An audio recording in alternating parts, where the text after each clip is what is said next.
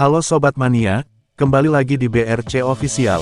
Ada kabar menarik nih mengenai PSM Makassar, resmi mendatangkan satu lagi amunisi asing. Setelah lebih dulu, memperkenalkan Jacques Temopele asal Kongo, kini giliran Abu Razak Kamara, yang segera menyusul, bergabung ke skuad pasukan Ramang. Jacques Temopele, telah terlihat mengikuti sesi latihan PSM, di Stadion Kalegoa, Rabu, tanggal 6 Agustus tahun 2025.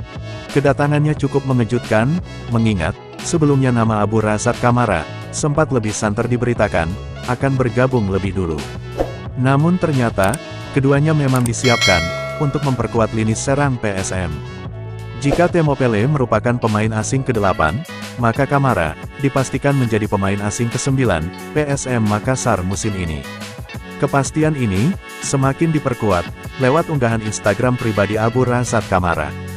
Dalam Instagram story-nya, pemain asal Liberia itu, tampak sedang berlatih ringan, lengkap dengan caption singkat, namun penuh makna, Ewako. Tulis Kamara, di story Instagram pribadinya.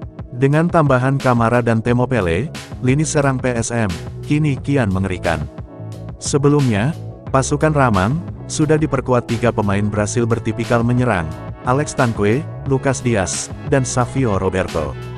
Total, PSM kini memiliki 5 pemain asing baru, dengan naluri menyerang tinggi, membuat musim 2025-2026, menjadi momen penuh harapan, bagi supporter fanatik mereka.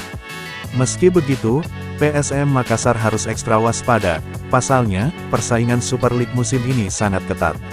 Pengamat sepak bola, Syamsuddin Umat buka suara, terkait persaingan musim ini.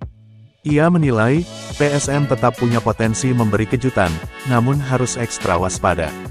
Persaingan di Liga musim ini, akan sangat ketat, banyak tim melakukan perombakan besar, dan mendatangkan pemain asing secara jor-joran.